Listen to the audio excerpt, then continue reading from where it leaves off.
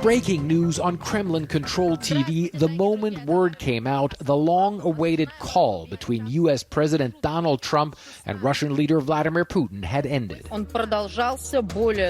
State media immediately hailing the call as a win for Putin. That was CNN's Fred Fleiken on how Russian television reported breaking news that Putin had a huge win in his phone call with Trump. It's just one of 5 reasons why Trump is getting absolutely played by Vladimir Putin. Hi, I'm Mediaite founding editor Colby Hall, and you may recall how Trump promised an easy end to this conflict on the campaign trail. I would fix that within 24 hours. And if I win, before I get into the office, I will have that war settled. 100%. Yeah, not so much. President Trump spoke on the phone with Vladimir Putin for roughly 2 hours on Tuesday to broker peace negotiations following the Russian invasion of Ukraine. Early returns suggest that Trump's getting played. Number 1, did Putin keep Trump waiting? Заявлением Дмитрия Сергеевича Пескова ваш разговор должен до 18 часов состояться с Дональдом Трампом. Не знаю, насколько он... This is Vladimir Putin holding court with assembled oligarchs, insisting that he is making Trump wait for his much-anticipated phone call. Now, this video went viral and was immediately amplified by predictable Trump critics. Donald Trump waited for an hour today for Putin for this call. He came late after meeting with a bunch of oligarchs. He laughed about holding the president up. Putin, who made Trump wait for an hour for this phone call, is playing Trump like a fiddle. That's not a demonstration of American strength. That is incredible weakness. But did that really happen? National Security Advisor Mike Waltz insists not so. There's some reports out there that said that he kept the president waiting. Completely false, garbage, fake news. This is between 2 heads of state, a major call. There's, sometimes some technical difficulties. The call started on time. Now, that makes sense, but the fact that we're even talking about it is not a win for the White House. Respected Russian journalist Christo Grozev went on CNN and had a much better explanation.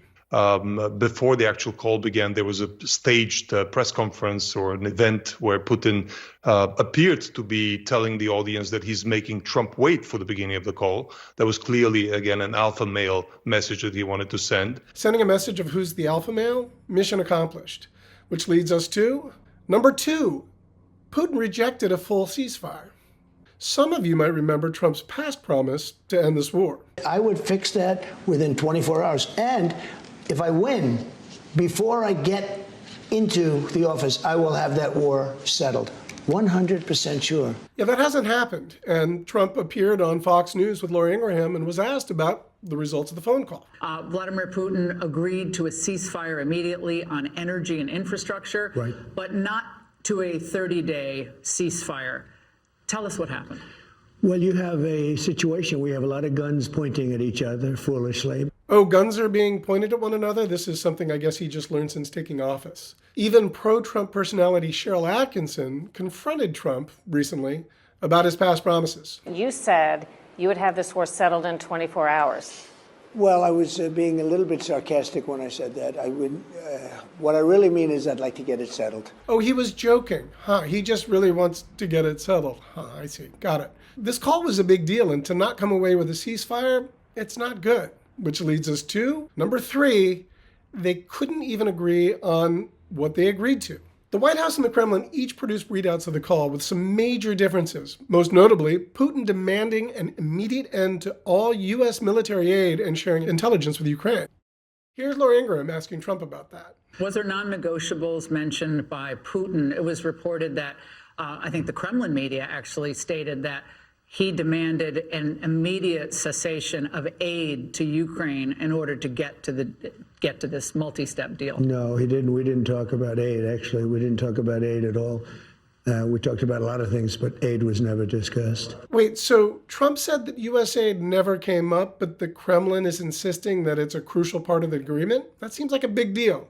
Let's see how Fox and Friends is covering it. So, Alex, it sounds like the White House, Mr. Trump, what he wanted ultimately was a 30-day ceasefire across the board. It's front lines, back lines, it's everything. Yeah, you're right. This is Plan B, right? This seems to be plan B, and you heard it from the president there that I guess he sensed on that call that he couldn't really push it much further. When one of the most pro-Trump shows on all of Fox News is saying your much ballyhooed phone call with Putin is now plan B, that's not a win. Number 4, the partial ceasefire that's not even a partial ceasefire. Breaking news, Ukraine under attack. President Zelensky saying Russia is launching drone strikes on a hospital and other civilian targets in Ukraine.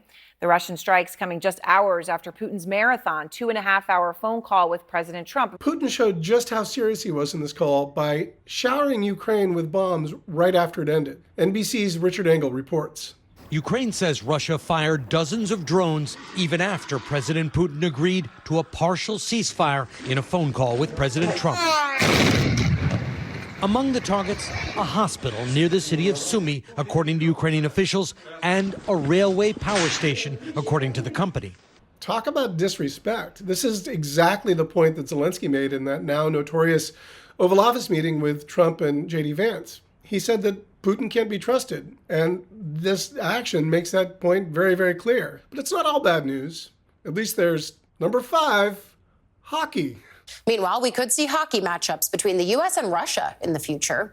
According to the Kremlin, President Trump and Vladimir Putin, during their phone call yesterday, discussed organizing games between players in the NHL and Russia's Pro Hockey League. Russia's been frozen out of the NHL and the rest of the hockey world since they invaded Ukraine in 2022. What's this all about? Well, Russian journalist Christo Grozev explains why this matters. Hockey is not just Russia's favorite game, it's Putin's favorite game. I mean, the Night Hockey League is something that Putin created, and he loves showing off with his hockey stick. And for him to essentially establish a non-existing prior relationship in hockey championships or hockey playing with the United States is a way for him to message that, you see, the United States, or Trump rather in this case, is doing me a personal favor. Trump's doing Putin a favor?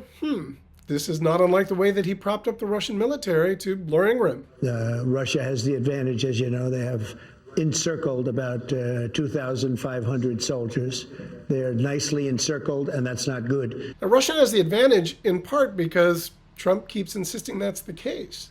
To her credit, Laura Ingraham asked, what's up with you doing Putin's bidding? The criticism that you've heard since really 2015 is that you have more in common with Vladimir Putin than you do with globalist leaders, maybe some NATO leaders, and in this case, with Zelensky. There's nobody been tougher on Russia than me.